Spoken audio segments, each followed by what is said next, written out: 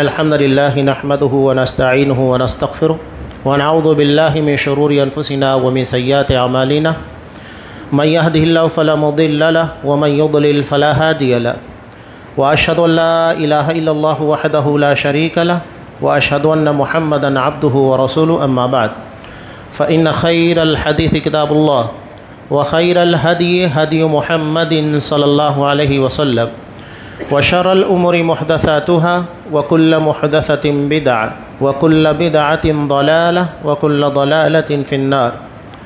أعوذ بالله السميع العليم من الشيطان الرجيم. بسم الله الرحمن الرحيم. يا أيها الذين آمنوا اتقوا الله حق تقاته ولا تموتن إلا وأنتم مسلمون. يا أيها الناس اتقوا ربكم الذي خلقكم من نفس واحدة وخلق منها زوجها وبث منهما رجالا كثيرا ونساء واتقوا الله الذي تساءلون به والأرحام إن الله كان عليكم رقيبا. يا أيها الذين آمنوا اتقوا الله وقولوا قولا سديدا يصلح لكم أعمالكم ويغفر لكم ذنوبكم ومن يطع الله ورسوله فقد فاز فوزا عظيما. وقال ومن آياته أن خلق لكم من أنفسكم أزواجا لتسكنوا إليها وجعل بينكم مودة ورحمة إن في ذلك لآيات لقوم يتفكرون. وعن أبي هريرة رضي الله تعالى عنه قال قال رسول الله صلى الله عليه وسلم إذا أتاكم من ترضون دينا وخلقا فزوجوا وإلا تفعلوا تكن فتنة في الأرض وفساد عريض. رواہ ترمذی و ابو داؤد. تمام قسموں کی تعریفات اللہ رب العالمین وحدہ لا شریک کے لائق و زیبا ہیں، جو ساری کائنات کا تنہا خالق و مالک ہے، اور بے شمار درود و سلام ہو اللہ کے آخری نبی جناب کریم محمد رسول اللہ صلی اللہ علیہ وسلم کی ذات مقدسہ پر. محترم سامعین، عزیز ماں اور بہنوں، اسلام نے انسان کی فطری ضروریات کا جیسا اور بروقت انتظام کیا آپ کو کسی اور مذہب کے اندر نہیں ملے گا. انسان کے لیے بنیادی ضرورت کیا ہے؟ کھانا، کپڑا، مکان، اور اس کے آگے جب وہ جوانی کی حدود میں داخل ہوتا ہے جنسی خواہشات. اسلام نے جیسا کہ تمام چیزیں بڑی آسانی کے ساتھ مہیا کی، اسی طرح نکاح جو انسان کی فطری ضرورت ہے اس کے لیے بھی بہت آسانیاں رکھی. کوئی مشکل، کوئی پریشانی نہیں. میں صرف چند نمونے آپ کے سامنے پیش کر رہا ہوں، پھر اس تناظر میں کچھ باتیں ہوگی. نبی کریم صلی اللہ علیہ وسلم سفر میں تھے، اور سفر میں ہی آپ صلی اللہ علیہ وسلم کا نکاح حضرت صفیہ رضی اللہ تعالیٰ عنہ سے ہوا. سفر میں ہمارے یہاں انتظار کیا جاتا ہے برسوں، مہینوں، اس کے بعد کہیں جا کر نکاح ہوتا ہے. نکاح ہو گیا ہے، رشتہ طے ہو گیا، کر لیجئے، اس میں انتظار کرنے کی کیا ضرورت. لیکن ہم نے اسے انتہائی مشکل اور پریشان بنایا. آپ صلی اللہ علیہ وسلم نکاح طے ہو گیا، راستے میں ہی حضرت صفیہ سے نکاح کیا اور وہیں پر ولیمہ. اصحاب اکرام کے پاس توشے جمع تھے، کہا کہ اسے لاؤ. لانے کے بعد ایک جگہ پر جمع کیا اور کہا کہ یہی صفیہ کا ولیمہ ہے. ہو گیا ولیمہ. اب ہمارے یہاں پتہ نہیں کن کن لوگوں کو پوچھنا ایک رسم و رواج بنا لیا گیا ہے. آپ صلی اللہ علیہ وسلم نے ایسا کچھ نہیں کیا، بلکہ اصحاب کرام کے اندر بھی یہ چیزیں نہیں تھی. نکاح رشتوں کو جوڑنے کے لیے، کاٹنے کے لیے نہیں ہے، لیکن رشتے جس قدر نکاح کے موقع کے پر بکھرتے ہیں، اللہ رحم کرے. اس نے مجھے پوچھا نہیں، بلایا نہیں، اتنا عجیب و غریب معاملہ بنا لیا گیا ہے. حضرت عبد الرحمن ابن عوف رضی اللہ تعالیٰ نکاح کر لیتے، مالدار صحابی، چاہے تو ہزاروں لوگوں کو ولیمہ کھلا سکتے تھے، کسی کو کان و خان خبر نہیں. یہاں تک کہ آپ صلی اللہ علیہ وسلم نے ان کے بدن کے پر زعفرانی رنگ کا کچھ حصہ لگا ہوا دیکھا، خلوف، جو کہ انصار کے لوگ استعمال کیا کرتے تھے. تب آپ صلی اللہ علیہ وسلم نے پوچھا کہ کیا عبد الرحمن تم نے نکاح کیا ہے؟ کہا کہ ہاں، میں نے ایک انصاریہ سے نکاح کیا ہے. تب آپ صلی اللہ علیہ وسلم اس کے پر کوئی اعتراض نہیں. حالانکہ صحابہ کی نظر میں اللہ تبارک و تعالیٰ کے بعد جو محبت ہونی چاہیے تھی وہ نبی کریم صلی اللہ علیہ وسلم کی محبت تھی، لیکن آپ صلی اللہ علیہ وسلم کو خبر نہیں ہے نکاح کی۔ آپ جس موقع پر زردی کا نشان زعفرانی رنگ دیکھنے کے بعد جو کہ عورتیں استعمال کرتی ہیں اس کی بنیاد کے پر آپ نے سمجھا کہ یہ نکاح کر چکے ہیں، تب آپ نے کہا کہ اولم ولو بشاۃ، عبد الرحمن گرچہ ایک بکری ہی کیوں نہ ہو اس کا ولیمہ کرو۔ عرب والوں کے لیے بکری کوئی معنی نہیں رکھتی تھی۔ ہم یہ سمجھتے ہیں کہ ہمارے ہاں بکروں کی قیمت زیادہ ہے، لیکن عرب میں عمومی طور کے پر بکرے وہ حیثیت نہیں رکھتے جو ہمارے یہاں پر رکھتے۔ تو آپ صلی اللہ علیہ وسلم نے کہا کہ چاہے ایک بکرا ہی کیوں نہ ہو اس کا ولیمہ کرو۔ یہ نکاح ہو گیا، خبر نہیں، کوئی اس کے بارے میں شکوہ نہیں، شکایت نہیں، کس قدر آسانیاں رکھی گئی۔ امام بخاری رحمۃ اللہ علیہ نے ایک روایت کو نقل کیا، ایک صحابی آئیں، نبی کریم صلی اللہ علیہ وسلم کے سامنے خود کو پیش کیا، کہا کہ اللہ کے رسول میں آپ سے نکاح کرنا چاہتی ہوں۔ خواتین کو بھی اختیار دیا گیا ہے، ہمارے یہاں اگر خواتین اپنی مرضی سے چوائس کرے، ہاں چوائس بھی صحیح ہونا چاہیے، یہ نہیں کہ کسی کو بھی پسند کر لیں آپ اسے مان لیں۔ پسند کسے کیا جا رہا ہے؟ دینداری کی بنیاد پر۔ آپ صلی اللہ علیہ وسلم کو چوائس کیا، نکاح کے لیے خود کو پیش کیا۔ حضرت خدیجہ رضی اللہ تعالیٰ عنہا بھی نبی کریم صلی اللہ علیہ وسلم کو پسند کی، نکاح کے لیے رشتہ بھیجا۔ خواتین کو اجازت دی گئی ہے، بہتر مناسب رشتہ ہے تو ولیوں کو اجازت نہیں ہے کہ اس میں رکاوٹیں پیدا کریں، بلکہ اس رشتے کو پائے تکمیل تک پہنچائے اگر دینداری کی بنیاد پر ہے۔ آ کر پیش کیا، آپ صلی اللہ علیہ وسلم نے ایک نگاہ اٹھا کر دیکھی، نظروں کو نیچا کر لیا، اس کا مطلب یہ کہ آپ اس سے نکاح نہیں کرنا چاہتے۔ تب ایک صحابی نے کہا کہ اللہ کے رسول اگر آپ نہیں کرنا چاہتے مجھ سے کر دیجئے، یہ بھی کوئی مسئلہ نہیں کہ اگر کسی اور نے نہیں کیا تو میں کیوں کروں، اس نے کیوں ٹھکرایا۔ یہ سب بے معنی فضول باتیں ہیں، یہ معاملات پسند کے ہیں، اسے پسند نہیں آیا، انکار کر دیا۔ تو آپ صلی اللہ علیہ وسلم نے انکار کیا، انہوں نے نبی کریم صلی اللہ علیہ وسلم سے اجازت طلب کی۔ آپ صلی اللہ علیہ وسلم نے کہا کہ کیا تمہارے پاس مہر ادا کرنے کے لیے کچھ ہے؟ کہا کہ کچھ نہیں ہے، یہی ایک چادر ہے جسے میں نے زیب تن کیا ہے۔ آپ صلی اللہ علیہ وسلم نے کہا کہ اگر اسے تم اسے دو گے تم کیا پہنو گے؟ گھر میں جاؤ، التمس ولو خاتما من حدید، لوہے کی ایک انگوٹھی بھی ہو اسے لے کر آ جاؤ، اسی بنیاد کے پر تمہارا نکاح کر دوں گا۔ وہ گھر میں گئے، کہا کہ اللہ کے رسول لوہے کی انگوٹھی تک نہیں ہے جسے میں مہر کے طور پر ادا کر سکوں، نکاح ہو رہا ہے۔ آپ صلی اللہ علیہ وسلم نے کہا کہ ٹھیک ہے، کیا تمہیں قرآن مجید کی کچھ صورتیں یاد ہیں؟ انہوں نے کہا کہ ہاں۔ تب آپ صلی اللہ علیہ وسلم نے جگہ پر نکاح پڑھایا، کتنا جملہ ادا کیا، زوجتک بما معک من القرآن، جتنا قرآن تمہیں یاد ہے اتنا اسے یاد کرانا ہوگا، یہی تمہاری مہر ہے۔ ہو گئی مہر۔ اب یہاں مہر ضروری نہیں کہ مادی شکل میں ہو، سونا ہو، چاندی ہو، روپیہ ہو۔ آپ اگر قرآن مجید کا کچھ حصہ یہ غیر مادی ہے، یعنی جسے ہم روپیے پیسے کی شکل میں دیکھ نہیں سکتے، تو یہ یاد کرا دینا بھی نکاح ہے، مہر بن سکتا ہے، اس بنیاد کے پر بھی نکاح ہو سکتا ہے۔ کتنی سادگی کے ساتھ آج ہمارے یہاں دیکھتے ہیں کہ اس کا مکان ہے کہ نہیں، کھلا سکتا ہے کہ نہیں، بہت ساری چیزیں۔ ہائی لائٹ تو یہی کیا جاتا ہے کہ دینداری، لیکن دینداری کے بعد جب رشتہ بھیجا جاتا ہے تو اتنے سارے سوالات، اتنے سارے اعتراضات، اتنے سارے باتیں، یہ چیزیں ہیں کہ نہیں، یہ کرتا ہے کہ نہیں، وہ نہیں، اور برادری کیا کیا نہیں ہے ہمارے درمیان۔ جب کہ نکاح کو آسان بنانے کا حکم دیا گیا، مشکل نہیں، ہم نے اسے انتہائی مشکل بنا دیا ہے۔ برادری کے نام کے پر الگ ڈھنڈورا پیٹا جاتا ہے۔ کہنے والا بہت پیاری بات کہتا ہے، نسلیں جو ہوتی ہے نا جانوروں کی دیکھی جاتی ہے، انسانوں کی نہیں۔ انسان کے اخلاق اور کردار، اس کی دینداری دیکھی جاتی ہے۔ یہ جانوروں کے اندر کون سی نسل کا بکرا ہے، کون سی نسل کا بچڑا ہے، گائے ہے، جانوروں کے اندر دیکھا جاتا ہے، انسان نہیں۔ انسان اپنے ایمان، اپنے عقیدے، اپنے اخلاق اور معاملات کی بنیاد پر پہچانا جاتا ہے۔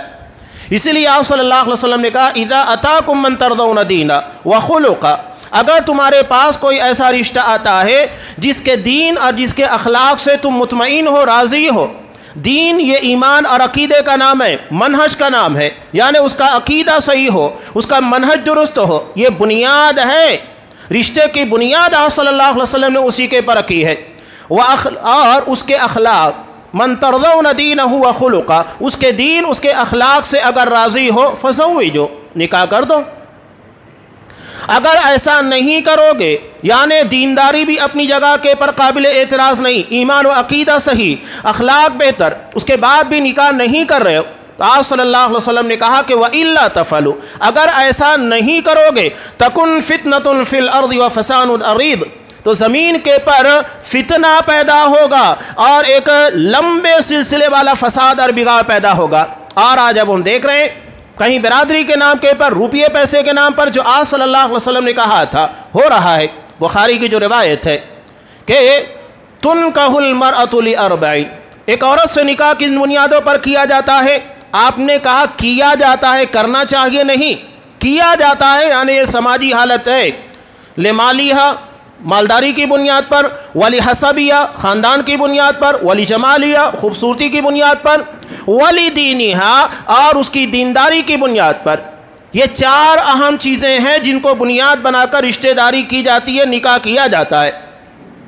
لیکن آپ صلی اللہ علیہ وسلم نے کیا کہا؟ فَاصْفَرْ بِذَاتِ الدِّينِ، دین کو ترجیح دو۔ یہ آپ صلی اللہ علیہ وسلم نے ترجیح دینے کا حکم دیا، یہ نہیں کہ بقیہ سارے۔ ہمارے ہاں پر خاندان کو ترجیح دی جاتی ہے، مال کو ترجیح دی جاتی ہے۔ شاعرہ بہت پیاری بات کہتی ہے رشتوں کے تعلق سے کہ یہاں رشتوں کا بھی مول اس بازار میں ہے مہنگائی، دولہا جتنا پڑھا لکھا ہوگا اسی اعتبار سے سارے معاملات طے ہوں گے، ہنڈے طے ہوں گے، جو کہ غیر اسلامی، غیر مسلموں کا طور طریقہ، اسلامی طریقہ نہیں ہے۔ جہیز یہ بھی اسلامی طریقہ نہیں، وہ بھی لوگ اپنا رہے ہیں۔ کیا کچھ نہیں ہے جو نکاح کو اتنا مشکل بنا دیا گیا ہے۔ آج ہمارے ہاں اگر کوئی زنا کرنا چاہے وہ 100-200 روپے کے اندر آسانی کے ساتھ کر سکتا ہے، لیکن نکاح کرنا ہے تو اسے مہینوں برسوں سوچنا پڑتا ہے، بڑی مشکلات سے گزرنے کے بعد وہ نکاح کرتا ہے، جبکہ شریعت نے اس کو انتہائی آسان بنایا اور ہم نے اسے انتہائی مشکل بنایا، شریعت کے مزاج کے بالکل خلاف۔ آپ صلی اللہ علیہ وسلم نے بہترین نکاح کسے کرا دیا؟ ایسرھا مؤونہ، جس میں اخراجات کم سے کم ہوتے ہوں، لیکن ہم نے زیادہ سے زیادہ اخراجات، اسے لوگوں کے درمیان اپنی ناموری، شہرت، لوگوں کے درمیان نمائش کہ دیکھو ہمارے پاس روپیہ کتنا ہے، ہم نے کتنے بڑے جگہ سے رشتہ کیا ہے، یہ ساری چیزوں کو دکھانے کے لیے اصل چیز جو زوجین کے درمیان ہونا چاہیے وہ نہیں، بلکہ لوگوں کے درمیان اس نکاح کے ذریعے اپنا اسٹیٹس دکھانا، اپنی نمائش مال کی اور خاندان کی یا اپنے لوگوں کے درمیان اثر رسوخ کی، یہ ہم نے بنا لیا ہے۔ نکاح کا مقصد ہی فوت ہو گیا۔ حضرت عبداللہ ابن مسعود رضی اللہ تعالیٰ عنہ کہتے ہیں نکاح کی اہمیت سمجھیے، کہا کہ اگر مجھے معلوم ہو کہ کل میری موت آنے والی ہے، اس کے باوجود میں آج اگر موقع ملتا ہے تو نکاح کروں گا، یہ نہیں کہ میری موت کل آنے والی ہے تو میں نکاح نہیں کروں گا۔ یہ نکاح کی اہمیت بتائی جا رہی ہے۔ ہمارے یہاں ایک مثال اور بھی ہے کہ ٹھیک ہے اگر انسان شادی شدہ ہے، بیوی کا انتقال ہو گیا تو کیا کرے؟ شادی نہیں کرے گا، ویسے ہی رہے گا۔ کبھی کبھی انسان کی ضروریات صرف جسمانی نہیں ہوتی ہے۔ ایک واقعے کے تناظر کے اندر میں کہہ رہا ہوں، کافی عمر و دراز شخص تھے اور عمر کے اس مرحلے میں تھے جہاں عموماً لوگ شادی کے بارے میں سوچتے بھی نہیں ہیں۔ جب انہوں نے نکاح کرنا چاہا تو بچوں نے کہا کہ ابا جان آپ کو کیا ضرورت ہے، آپ کی ساری ضرورت جو بھی آپ کو لگتا ہے ہم پوری کر رہے ہیں، تو اس وقت آپ کو بیوی کی ضرورت کیا ہے؟ تب انہوں نے اپنے قریبی ساتھی سے کہا تھا کہ میں عمر کے جس مرحلے میں ہوں، بڑھاپا اور وہ بھی موت کے کگار پر، ہو سکتا ہے کہ کچھ سالوں کی زندگی ہو، اس کے بعد موت آ جائے اور اس میں بہت ساری جگہ کے پر میں محتاج رہوں گا، چل نہیں سکتا۔ یہ تو ایک الگ بات ہے کہ بچے سہارا دے، لیکن زندگی کے اس موڑ کے پر جہاں مجھے اپنی شرمگاہ کھولنی پڑے قضاء حاجت کے لیے، دیگر ضرورتوں کے لیے، اس وقت جو میں نے کبھی اپنے بچوں کے سامنے یا اپنی بہوؤں کے سامنے نہیں کھولا، اس کی ضرورت پڑ جائے تو اس سے بہتر ہے کہ میری بیوی ہو جو میرا لباس ہو، ان ساری چیزوں کی ستر پوشی کرے۔ اور کوئی بیوہ ہوگی، ضرورت مند ہوگی، میرے جانے کے بعد اس کے لیے بڑا سہارا ہو جائے گا، میرا مال اس کے کام آئے گا۔ تو نکاح صرف یہ نہیں ہے کہ جو ہم سوچتے ہیں، اس سے بہت آگے ہے۔ قرآن مجید نے نکاح کے تعلق سے جو تصور پیش کیا سورہ روم کے اندر، اللہ نے کہا وَمِنْ آیَاتِهِ، یہ اللہ کی نشانیوں میں سے ہے، ان خلق لکم من انفسکم ازواجا، اللہ نے تمہاری جنس سے تمہارے جوڑے بنائے۔ یہ نہیں کہ انسان کا جوڑا جانور سے بنا دیا، بندر سے بنا دیا، نہیں۔ اور یہاں پر وہ بات سمجھ میں بھی آ جاتی ہے، بعض لوگ کہتے ہیں کہ جناتوں سے رشتہ ہو سکتا ہے، نکاح ہو سکتا ہے، نہیں۔ قرآن صاف کہہ رہا ہے تمہاری اپنی جنس سے، یعنی جو انسان ہے وہی تمہارا جوڑا ہے۔ کوئی جن کسی انسان سے نکاح نہیں کر سکتا، یا کسی انسان کا نکاح کسی جنی سے نہیں ہو سکتا۔ قرآن صاف کہتا ہے تمہارے اپنے نفس اور تمہاری اپنی جنس، اسی کے اندر تمہارا جوڑا رکھا گیا ہے، یہ نہیں کہ تمہاری جنس کے علاوہ کسی اور جنسوں میں رکھا گیا۔ مقصد کیا ہے؟ یہ اللہ کی نشانی قرآن بیان کر رہا ہے لِتَسْكُنُوا إِلَيْهَا، تاکہ تم اپنی بیوی کے ذریعے سکون حاصل کرو۔ قرآن مقصد بیان کر رہا ہے نکاح کا، یہ سکون انسان کو نفسیاتی طور پر، تاکہ اس کے ذہن و دماغ کے پر جو برڈن آتا ہے وہ دور کرے، یا نفسیاتی طور کے اس کے علاوہ جسمانی طور کے پر جو اس کی ضرورت ہے وہ پورا کرے۔ اللہ نے نکاح کی شکل میں جو بیوی عطا کی، اتنی ساری ضرورتوں کو پورا کرتی ہے کہ اس کا ہم تصور نہیں کر سکتے۔ وہ ہمارے لیے اپنے بچوں کی افزائش کا ذریعہ، ان کی بہترین تربیت کا ذریعہ، علاوہ ازیں وہ مال کی حفاظت کرتی ہے، عزت کی حفاظت کرتی ہے، سب کچھ ہمارے لیے، وہ ہمارے لیے بہترین کوک ہے، باورچی ہے، اور گھر کی ساری ضروریات کو پورا کرنے والی۔ جب اتنا سب کچھ دے رہی ہے تو لازمی طور کے پر شریعت نے ان لوگوں کے حقوق بھی رکھے ہیں۔ انہیں بہترین گھر مہیا کرنا، اچھا گھر مہیا کیا جائے، اپنی طاقت بساط کے مطابق ان کی عزت کی حفاظت کی جائے، ان کی ضروریات کو پورا کیا جائے، یہ شوہر کی ذمہ داری بن جاتی ہے۔ دونوں کی ذمہ داریاں ہیں، دونوں اپنی اپنی ذمہ داریوں کو نبھائے۔ تو قرآن نے کیا کہا؟ سکون۔ اگر نکاح سے سکون نہیں مل رہا ہے، اس کا مطلب ہم غیر شرعی طریقہ اختیار کر رہے ہیں۔ نکاح کے علاوہ آج آپ دیکھیے نکاح کو بے معنی کرنے کے لیے باقاعدہ سازش رچی جا رہی ہے۔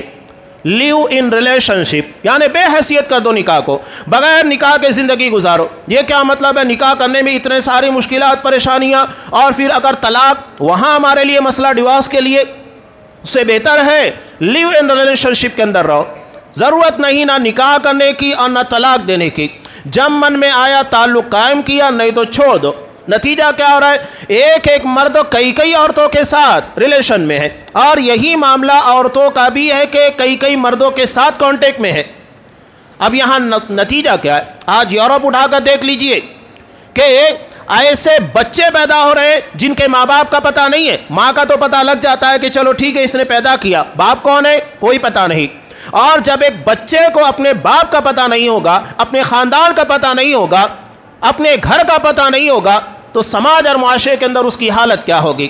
وہ نفسیاتی طور کے پر بکھر چکا ہوگا، اس کی تربیت کرنے والا، اسے تعلیم دینے والا کوئی نہیں ہوگا، اور پھر نتیجے میں ایسے اوباش اور ایسی بدماش نسل نکلے گی جو پورے سماج اور معاشرے کے لیے ناسور بنے گی۔ آج یہ ہو رہا ہے، یورپ بکھرتا جا رہا ہے، رشتے ٹوٹتے جا رہے ہیں۔ وہاں اپنے باپ کی شناخت نہیں، بھائی کو کیسے پہچانیں گے، چچا کو کیسے پہچانیں گے، نہیں پہچان سکتے۔ رشتے نکاح کی بنیاد کے پر قائم ہوتے ہیں، لیو اینڈ ریلیشن شپ کی بنیاد کے پر نہیں، جسے ہم نے بنایا۔ اور یہ وبا ہندوستان کے اندر بھی آنا شروع ہو چکی ہے، اس کے اثرات ہمیں نظر آ رہے ہیں۔ اور یہ لوگ کیا کرتے ہیں؟ سب سے پہلے سیلیبریٹیز جو ہوتے ہیں، یعنی کوئی فلموں میں کام کرنے والا ایکٹر ہے یا اسپورٹسوں کے اندر کوئی مشہور کھلاڑی ہے، اس کے ذریعے یہ سارے کام کرواتے ہیں، اس لیے کہ لوگ ان کو فالو کرتے ہیں، ان کی زندگی کے پر نظر ہوتی ہے، اور انہی کے سارے اسٹائل اور طور طریقے اپناتے ہیں۔ یہ ہمارے لیے المیہ ہے کہ ہم نے اصحاب کرام کی زندگی کا مطالعہ نہیں کیا، انہیں اپنا نمونہ، اپنا آئیڈیل نہیں بنایا۔ نتیجے میں یہی سارے جو ہماری دنیا اور آخرت ہر چیز کو تباہ کر رہے ہیں، جن کے پیچھے سے ہم اپنا وقت برباد کرتے ہیں، پیسہ برباد کرتے ہیں، لیکن بدلے میں ہماری کوئی فکر نہیں کرتے۔ جبکہ نبی نے، صحابہ نے ہمارے ایمان، ہمارے عقیدے کے لیے سب کچھ داؤں کے پر لگایا، ایسا ورثہ چھوڑ کر گئے جو ہماری دنیا اور آخرت دونوں کو بہترین طریقے سے گزارنے کا سلیقہ سکھا سکے۔ تو یہ ہمارے لیے بڑا المیہ بن جا رہا ہے۔ قرآن نکاح کو سکون کا ذریعہ بتایا ہے، اور اگر سکون نہیں ہے اس کا مطلب یہ ہے کہ ہم نے اس میں رکاوٹیں پیدا کی ہیں۔ کتنی رکاوٹیں، شادی کرنے سے لے کر شادی کے بعد تک کے معاملات کے پر آپ خود نکاح ڈالیے، کیا کچھ نہیں ہے۔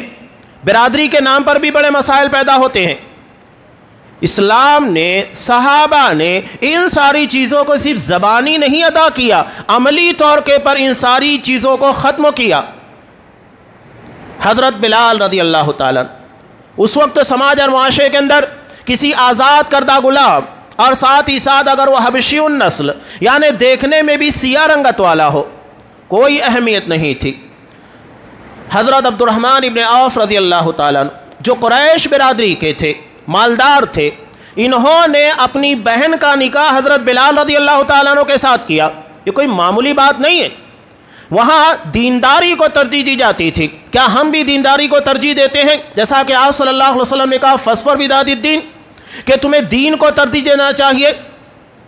اگر ہم دین کو ترجیح دیں گے تو لوگ اپنی بچیوں کو دینداری کی بنیاد کے پر تربیت دیں گے، سنواریں گے، اور ہم اگر روپیے پیسے کی بنیاد پر چمڑی اور دمڑی دیکھ کر اہمیت دیں گے تو لوگ اسی کے پر توجہ دیں گے۔ یہی وجہ ہے کہ آپ دیکھیے کہ شادی بیاہ کے مواقع کے پر ہزاروں روپے صرف دلہن کے میک اپ کے پر خرچ کیے جاتے ہیں، جو صرف چند گھنٹوں کے لیے ہوتا ہے، اس کے بعد پانی دھو کر ختم کر دیا جاتا ہے، اس لیے کہ وہی چیز ہمارے نزدیک اہمیت رکھتی ہے نا، تو لوگ اس پر توجہ دیں گے۔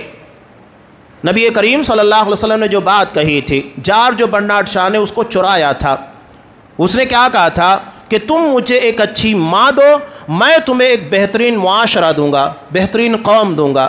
آپ صلی اللہ علیہ وسلم نے کہیں بہتر انداز میں کہا تھا، کہا الدنیا کلھا متاع، ساری دنیا انسان کے فائدے کے لیے بنائی گئی ہے، وخیر متاع الدنیا المرأۃ الصالحہ، اور دنیا کا سب سے بہترین فائدہ اٹھانے والا سامان نیک بیوی ہے، جو انسان کو نفسیاتی طور پر سکون دیتی ہے، جسمانی طور کے پر راحت دیتی ہے، جان مال عزت و ناموس ہر چیز کی محافظ ہوتی ہے، ہر چیز کے اعتبار سے سکون ہے۔ اللہ نے اسی لیے کہا لِتَسْكُنُوا إِلَيْهَا، یہ نکاح سکون کا ذریعہ ہے۔ یہ ہمارے درمیان اختلاف تنازعات یا ہمارے درمیان جو رنجشیں پیدا ہو رہی ہیں اس کا ذریعہ نہیں ہے، بلکہ سکون فراہم کرنے کا ذریعہ۔ جسے ہم آسان کریں گے سکون ہوگا، اور تنگی پیدا کریں گے، صاف اللہ کہتا ہے وَمَنْ أَعْرَضَ عَنْ ذِكْرِي، جو میرے ذکر، میرے احکامات، میرے دین سے اعراض کرے گا، اس کے مطابق نہیں چلے گا، تو نتیجہ کیا ہوگا؟ فَإِنَّ لَهُ مَعِيشَةً ضَنْكًا، ہم اس کی زندگی کو تنگ بنا دیں گے۔ تو آج اگر ہمیں زندگی میں تنگیاں محسوس ہو رہی ہے، کاروبار کے اعتبار سے رشتوں کے اندر تنگیاں محسوس ہو رہی ہے، ایک ماں باپ کو اپنے بچوں سے شکایت، وہاں تنگی کا شکار ہے، ہماری قیادت کے اندر تنگی کا شکار ہے کہ نہیں، ہماری قیادت وہ کام نہیں کر رہی ہے جیسا کہ ہونا چاہیے۔ قرآن صاف کہتا ہے جو بھی میرے ذکر، میرے احکامات، میرے دین سے انحراف کرے گا، نتیجہ یہ ہوگا زندگی تنگ ہو جائے گی، چاہے وہ معیشت ہو، زندگی گزارنے کے لیے دن و رات ہو، ہر چیز تنگ بنا دی جائے گی۔ اور تنگ ہے اس کا مطلب یہ ہے کہ ہم شریعت سے اعراض کر رہے ہیں، شریعت کے مطابق نہیں چل رہے ہیں۔ حضرت سعید بن مسیب رحمہ اللہ، سید التابعین، کون نہیں جانتا ہے؟ ان کی حدیث کی مجلس میں ان کا شاگرد عبداللہ بیٹھا کرتا تھا، کئی دنوں سے نظر نہیں آیا، لوگوں سے پوچھا تو پتہ چلا کہ اس کی بیوی کا انتقال ہو گیا، جس کی وجہ سے وہ نہیں آ پا رہا ہے۔ اسی وقت رات کے وقت جب انہیں خبر لگتی ہے، اپنی بچی کو اٹھا کر لے کر جاتے ہیں۔ اللہ نے بچی کو بڑا خوبصورت بنایا تھا، یہاں تک کہ مدینہ کا گورنر اپنے بچے کے لیے پیغام نکاح بھیجا تھا، ریجیکٹ کر دیا۔ آج اگر ہمارے یہاں ایسے رشتے آئیں تو انسان دوڑ کر جائے گا، ریجیکٹ کر دیا، دینداری کی بنیاد پر ترجیح تھی نا۔ وہاں گئے، جانے کے بعد جب وہ دستک دیتے دروازے پر تو ان کا شاگرد عبداللہ کہتا ہے، میں نے پوچھا کون؟ کہا کہ سعید۔ تو کہتے ہیں کہ میں مدینہ کے سارے سعید کے بارے میں سوچا کہ فلاں ہو سکتا ہے، فلاں ہو سکتا ہے، لیکن میں حضرت سعید بن مسیب کے بارے میں نہیں سوچا کہ وہ میرے دروازے پر آئیں گے، اتنی عظیم شخصیت۔ میں دروازہ کھولتا ہوں حیران، اپنی بچی کو ساتھ میں لے کر آئے تھے، वहीं पर मौजूद लोगों के सामने निकाह पढ़ाया और कहा कि आज से ये तुम्हारी बीवी है, हवाले करके चले आए। ये निकाह है हमारे यहाँ कोई मिसाल मिलती है? ये तो हमारे लिए सिर्फ हदीस की किताबों में वाक़यात में नज़र आते हैं, लेकिन अमली ज़िंदगी के अंदर क्या इस तरह के मामलात हैं हमारे सामने? हमने निकाह को मुश्किल बनाया है और उस परेशानी को खुद ही झेल रहे हैं। कर्ज करेंगे, यहाँ तक कि सूदी कर्ज लेने के लिए भी तैयार हो जाते बैंकों से। चलो ठीक है, पहली बच्ची है, पहला निकाह हो रहा है, घर की पहली शादी है, इतना चलता है, करना पड़ेगा। और उसके बाद जो फजूल किस्मों की रसूमात और बहुत सारी चीज़ें वो तो आप जानते ही हैं, सब किया जाता है। कुरान कोई नहीं देखता कि निकाह नबी की सुन्नत है, अंबिया की सुन्नत है और सुन्नत नबी के तरीके के मुताबिक होना चाहिए, ना कि हमारी ख्वाहिशात के मुताबिक। अगर हमें अपनी ख्वाहिशात के मुताबिक ही करना है तो दीन छोड़ दो। आप सल्लल्लाहु अलैहि वसल्लम ने साफ कहा, ला युमिनु अहदुकुम हत्ता यकूना हवाहु तबअन लिमा जीतु बि। तुम में का कोई शख्स उस वक्त तक मोमिन नहीं हो सकता जब तक कि वो अपनी ख्वाहिशात को मेरी लाई हुई शरीयत के ताबे नहीं कर देता। अगर हम अपनी मर्जी, अपनी ख्वाहिशात और अपनी चाहत और अपने इरादों को चला रहे हैं और दीन के मुखालिफ जा रहे हैं, तो ऐसा कोई अमल नहीं है जो हमें दीन के मुताबिक चलाए। हमें इन्हें किनारे करना होगा, शरीयत के मुताबिक चलना होगा। शरीयत के खिलाफ सारे काम करेंगे और उसके बाद मसाइल पैदा होंगे, उलमा के पास आते हैं। तो मसाइल आप पैदा ही क्यों होने देते? वो सारे असबाब जो हमारे लिए इन फसादात और बिगाड़ की जड़ हैं, वो पैदा ही मत होने दो। शरीयत के मुताबिक निकाह करो, सारे मामलात हल हो जाएंगे। निकाह किया, चले आए, उसी जगह के पर हवाले कर दिया। अब सुबह उनके शागिर्द तैयार होकर दरसे हदीस में जाने लगे। बीवी कहने लगी, कहाँ जा रहे हो? कहने लगे, आपके वालिद साहब जो अब ससुर भी हो चुके हैं, उनकी मजलिस में शरीक होने जा रहा हूँ ताकि हदीस का दर्स ले सकूँ। बीवी ने कहा कि जाने की कोई ज़रूरत नहीं, इसलिए कि मेरे वालिद साहब को जितनी हदीसें याद है वो मुझे भी याद है। यहाँ बैठो, मैं पढ़ाती हूँ। अब वो बीवी भी थी, मुअल्लिमा भी थी। सारी हदीसें जो अपने वालिद साहब सईद बिन मुसैयब रहिमहुल्लाह को याद थी, पूरी हदीसें अपने शौहर को याद करा दी। ये है दीनदारी। क्या हमारे यहाँ ये है चीज़? हम दीन को छोड़कर बाकी सारी चीज़ों को अहमियत देते हैं। हमारे यहाँ पर अहमियत दी जाएगी रसूमात की, बिरादरी को अहमियत दी जाएगी, खूब खर्च करने को अहमियत दी जाएगी, लेकिन अहमियत नहीं होगी तो दीनदारी और दीन के तौर तरीके को। आप सल्लल्लाहु अलैहि वसल्लम ने साफ कहा, क्या कहा? एक तवील बात जो आप सल्लल्लाहु अलैहि वसल्लम की, बुखारी मुस्लिम दोनों की है, कि 3 सहाबा जब आप सल्लल्लाहु अलैहि वसल्लम के पास आए और आपके हालात ज़िंदगी से वाकफ़ियत चाहते थे, तो उनको बताया गया तो कहने लगे, हमारा नबी का क्या मुकालब, हमको उससे कहीं ज़्यादा बेहतर अमल करना होगा। एक कहते हैं कि हमेशा नमाज़ पढ़ूंगा, एक कहते हैं हमेशा रोज़ा रखूँगा, और एक कहते हैं कि मैं निकाह ही नहीं करूँगा। वाना अअतज़िलुन निसा, मैं औरतों से अलहदगी इख्तियार करूँगा। आज आप देखिए रूहबानियत, आप गैर मज़ाहिब के अंदर के देखिए, जैन मत के अंदर देखिए, सन्यास ले लेना, यानी अपनी ज़िंदगी की इज़्दिवाजी ज़िंदगी और समाजी ज़िंदगी, इन तमाम ज़िंदगियों से कट जाना। इस्लाम साफ कहता है, ला रूहबानियत फ़िल इस्लाम, इस्लाम में रूहबानियत की कोई जगह नहीं है। इस्लाम ये नहीं है कि आप रिश्तों को काट कर अपनी बीवी बच्चों से अलहदा होकर ज़िंदगी गुजारे, नहीं, तुम्हें वो चीज़ें अपनाना होगा, नबी की सुन्नत है। और अगर कोई ये समझता है कि बगैर निकाह की ज़िंदगी गुजारना ये हमारे लिए बहुत बड़ी इबादत है, तो ये उसकी जहालत है, ये उसकी भूल है। अगर उसे बेहतर ज़िंदगी गुजारना है, निकाह करना होगा। निकाह करेगा तभी तो घर में बीवी आएगी, बीवी के बाद बच्चे होंगे और ये उसके लिए सदका जारिया भी बनेंगे। आप सल्लल्लाहु अलैहि वसल्लम ने क्या कहा? इंसान के मरने के बाद 3 चीज़ें उसके लिए सदका जारिया होती हैं। उसमें से एक चीज़ है वलदिन सालिह यदऊ ला, नेक औलाद जो उसके लिए दुआ करती रहे। कौन दुआ करेगा तुम्हारे जाने के बाद? जिसकी ज़रूरत होती है इंसान को मरने के बाद और दुनिया के लिए भी सहारा है। तो ये आप सल्लल्लाहु अलैहि वसल्लम ने बयान किया। जब वहाँ तीनों की बातें आप सल्लल्लाहु अलैहि वसल्लम ने सुनी, सुनने के बाद आप सल्लल्लाहु अलैहि वसल्लम ने साफ कहा कि देखो, इन्नी अख्शाकुम लिल्लाह व अत्काकुम ला, मैं तुम लोगों के दरमियान सबसे ज़्यादा अल्लाह से डरने वाला और सबसे ज़्यादा अल्लाह का तकवा रखने वाला हूँ। लेकिन वलाकिन्नी असूम व उफ्तिर, मैं रोज़ा रखता हूँ, रोज़ा नहीं भी रखता हूँ रमज़ान मुबारक के अलावा के लिए, और व उसल्ली व अरकुद, रात में नमाज भी पढ़ता हूँ, सोता भी हूँ ताकि बदन का भी हक अदा हो। ہمارے یہاں بعض لوگوں کی فضیلت بیان کرتے ہوئے کہا جاتا ہے کہ انہوں نے 40 سالوں تک عشاء کے وضو سے فجر کی نماز پڑھی. تو جب آپ کی سنت کے مطابق ہے ہی نہیں تو کوئی فضیلت نہیں. فضیلت اسی پر ہے جو نبی کی سنت کے مطابق ہو. آپ چاہے الٹا نماز کھڑے ہو کر پڑھیں, چھت میں لٹک جائیں, کوئی فائدہ نہیں. ایک ٹانگ کے پر یا دونوں ٹانگ چھوڑ کر نماز پڑھیں, کوئی فائدہ نہیں. اسی میں فائدہ ہے جو نبی کی سنت ہے. تو آپ صلی اللہ علیہ وسلم نے کہا میں رات میں نماز بھی پڑھتا ہوں, سوتا بھی ہوں, اور وَأَتَزَوَّجُ النِّسَاءَ میں نے عورتوں سے نکاح بھی کیا ہے. فمن رغب عن سنتی, آپ نے ان تمام چیزوں کو بیان کرنے کے بعد کیا کہا؟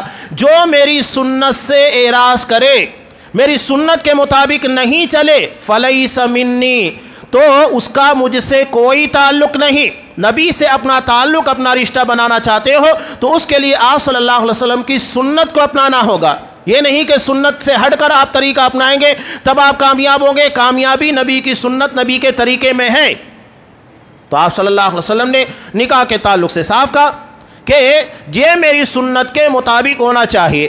اب نکاح کے تعلق سے ہمارے یہاں کچھ چیزیں میں نے شروع میں اشارتاً کہی تھی. ہنڈا ہے, جہیز ہے, اور بہت ساری چیزیں جو اپنا لی گئی, جو شریعت کا حصہ نہیں ہے, بلکہ یہ نکاح کے لیے مشکلات کھڑی کرتی ہیں, پریشانیاں. بہت سارے لوگ قرض دار بن جاتے ہیں اور نہ جانے کیا کیا ان لوگوں کو کرنا پڑتا ہے. تو یہ شریعت کے مزاج کے مطابق نہیں ہے, ان چیزوں کو نہیں اپنانا چاہیے. قرآن نے نکاح کا بنیادی مقصد بیان کیا لِتَسْكُنُوا إِلَيْهَا, تاکہ یہ ایک دوسرے کے لیے سکون کا ذریعہ بن سکے, ایک دوسرے کو سکون فراہم کرے. اس کے بعد قرآن مجید کیا کہتا ہے؟ وَجَعَلَ بَيْنَكُمْ مَوَدَّةً وَرَحْمَةً, اللہ نے ان دونوں کے درمیان, تمہارے درمیان مودت اور رحمت رکھی. مودت کہتے ہیں شدت کی محبت, اس لیے کہ میاں بیوی کے درمیان جو محبت ہوتی ہے وہ انتہائی شدید ہوتی ہے. تو اسی کو قرآن مودت سے تعبیر کرتا ہے. وَرَحْمَةً اور رحمت. اب یہاں انسانی زندگی کے اندر تعلقات جو ہوتے ہیں, آپ اپنے دوستوں سے, رشتہ داروں, کسی سے بھی تعلق ایسا ہوتا ہے کہ آپ دن میں ایک مرتبہ ملے, یا تو 2-3 دن کے بعد, یا ہفتے میں, تو ایسی بنیاد کے پر آپ کے درمیان کوئی اختلاف نہیں ہوگا, اس لیے کہ تعلقات اتنے ہیں ہی نہیں, یا آپ کا ملنا جلنا اتنا نہیں ہے. اختلافات, رنجشیں یا معاملات کے اندر بگاڑ کب پیدا ہوتا ہے؟ جب زیادہ سے زیادہ ملاقاتیں ہوں. اب میاں بیوی کا معاملہ ایسا ہے کہ یہ سب سے زیادہ قریبی رشتہ اور سب سے زیادہ ملنا جلنا ہے, اس کے بغیر گزارا ہی نہیں ہے.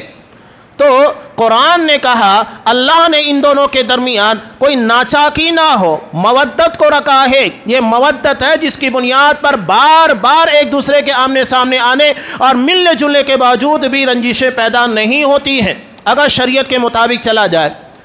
ہم بیویوں کے تعلق سے سوال کرتے ہیں نا, کیا سوال کرتے ہیں؟ بیوی کا کیا حق ہے؟ سسر کی خدمت کرنا, ساس کی خدمت کرنا, یہ کرنا. آپ نوکرانی لے کر آئے ہیں, ٹھیک ہے, بطور احسان اگر وہ کرنا چاہے تو کریں. یہاں مسئلہ یہ ہے افراط اور تفریط. کہیں پر بہویں ایسی ہوتی ہے کہ بالکل خدمت کرنے کے لیے تیار نہیں, کہیں ایسا ہوتا ہے کہ بہو کو نوکرانی بنا لیا جاتا ہے. شریعت بالکل آسان چیز کہتی ہے کہ آپ اگر کسی کی بیٹی کو بہو بنا کر لائے ہیں تو یہ بھی سوچو تمہاری بیٹی بھی بہو بن کر کہیں جا رہی ہے. صرف اپنے بارے میں کیوں سوچتے ہو؟ اور جو گھر میں آ رہی ہے اسے بیٹی کی طرح سمجھ لو. جس طرح اپنی بیٹی کو گھر میں رکھتے ہو وہ بھی کسی کی بیٹی ہے نا. اور سوچو وہ کتنی قربانی دے کر جاتی ہے. یہاں انسان غور ہی نہیں کرتا.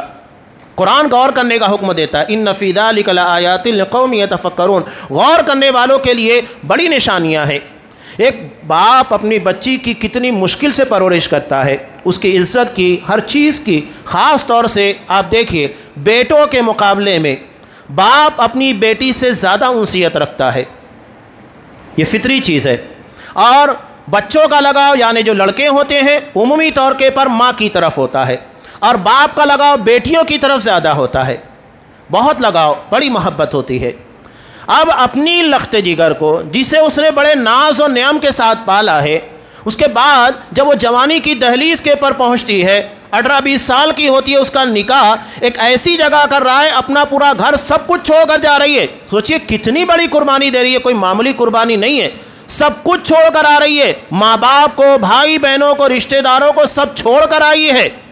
تو پھر اس کا حق بنتا ہے کہ اس کو عزت دی جائے, اس کی توقیر کی جائے. حضرت معاویہ بن حیدہ اللہ کے رسول سے سوال کرتے ہیں، ما حق زوجتی احدنا علیہ، اللہ کے رسول یہ بتاؤ ہماری بیویوں کا کیا حق ہے، اس لیے کہ وہ سب چھوڑ کر آئی ہیں۔ اب غور کیجئے، ایک باپ اپنی بچی کو اتنی بڑی کرنے کے بعد اتنے محنت سے پال پوس کر اور اس کی بہترین تربیت کر کے بہترین حفاظت کر کے آپ کے حوالے کر رہا ہے، تو آپ تو اس کا شکر ادا کرو، اس کا احسان مانو۔ یہ نہیں کہ آپ احسان کر رہے ہیں، احسان باپ کر رہا ہے، اپنی لخت جگر کو تمہارے حوالے کر رہا ہے۔ ہم نے مزاج کو بدل دیا ہے، ہم سمجھتے ہیں کہ اس کی بیٹی کو اپنے گھر میں لا کر ہم احسان کر رہے ہیں۔ کائے کا احسان؟ وہ تمہارے گھر میں آ کر بیٹھے بیٹھے کھا تو نہیں رہی ہے، وہاں آنے کے بعد کام کرتی ہے، تمہارے بچوں کی پرورش کرتی ہے، ہر چیز کا جو بن سکتا ہے وہ کرتی ہے۔ کون سا احسان آپ کر رہے ہیں؟ ہم صرف بیویوں کے بارے میں سوال کرتے ہیں، اپنے بارے میں بھی سوچئے۔ اللہ کے رسول صلی اللہ علیہ وسلم نے معاویہ بن حیدہ نے سوال کیا کہ اللہ کے رسول کیا حق ہے؟ آپ صلی اللہ علیہ وسلم نے کہا ان تطعمها اذا طعمت، تمہاری اپنی طاقت کے مطابق کھانا کھلاؤ، وتقسوها اذا اقتصیت، اور جو تمہاری اپنی طاقت ہے اس کے مطابق کھانا دو۔ اس کا مطلب یہ ہے کہ شوہر کی حیثیت دیکھی جائے گی، بیوی کی نہیں۔ جو طاقت ہوگی شوہر کی وہ کرے گا، اور اپنی حیثیت سے جہاں اس کو رکھ سکتے ہو رکھو۔ آپ صلی اللہ علیہ وسلم نے 3 چیزیں کرنے کو کہا اور 2 چیزوں سے منع کیا، کہا ولا تقبح، کبھی اسے برا بھلا مت کہنا۔ ہمارے یہاں عام طور سے کیا کہتے ہیں، یہی اپنے گھر سے سیکھ کے آئیے، تیرے ماں باپ نے ہی سکھایا تیرے کو، یہ کیا ہے؟ بہت خطرناک طعنہ ہوتا ہے، آپ پورے خاندان کو لپیٹ میں لے لیتے ہیں، یہ نفس کے پر بہت گراں گزرتا ہے۔ تو منع کیا کہ اس کی برائی نہ کی جائے، اس کو اس طرح ڈانٹا نہ جائے۔ ولا تہجر الا فی البیت، کبھی معاملات بہت بھی بگڑ جائے اپنے گھر میں رکھو، اپنے گھر سے باہر مت نکالو، یہ نہیں اڑا کے مائکے بیچ دو۔ تو یہ ذمہ داریوں کو سمجھیے۔ یہ چند گزارشات تھی جو میں نے آپ کے سامنے نکاح کی مناسبت سے رکھی۔ یہ انبیاء کی سنت ہے، اور سنت کے پر عمل کرنا باعث اجر ہے، اور انفرادی زندگی گزارنا اس کا اسلام میں کوئی تصور نہیں ہے۔ شادی کے بعد انسان اگر بیوی سے محروم ہو جائے، یعنی بیوی طلاق لے کر چلی جائے خلا کر کے، یا تو پھر انتقال کر جائے، تو اس صورت میں بھی انفرادی زندگی کی اجازت نہیں ہے، فوری طور پر نکاح کرو۔ اور یہی معاملہ عورتوں کا بھی ہے کہ اگر وہ مطلقہ یا بیوہ ہیں ان کا نکاح کر دیا جائے۔ اللہ تبارک و تعالیٰ انبیاء کی سنت کے پر جو طریقہ اسلام نے ہم کو بتایا اس کے مطابق عمل کی توفیق دے، نکاح کو آسان کرنے کی توفیق دے، اس راہ میں جو مشکلات، پریشانیاں، رکاوٹیں ہم نے کھڑی کی ہے ان تمام چیزوں سے ہمیں آزاد کرے، اور نبی کی سنت کے مطابق آسان طور طریقہ اپنا کر نکاح کی سنت ادا کرنے کی توفیق عنایت فرمائے۔ اور اس ضمن میں جو ذمہ داریاں میاں بیوی خاندان تمام لوگوں پر عائد ہوتی ہے، ہر کسی کو ان ذمہ داریوں کو سمجھنے اور اسے بہتر طور پر ادا کرنے کی توفیق دے۔ آمین۔ بارک اللہ لنا ولکم فی القرآن العظیم ونفعنی وإیاکم بالآیات والذکر الحکیم، انہ تعالی جواد کریم ملک برؤوف رحیم۔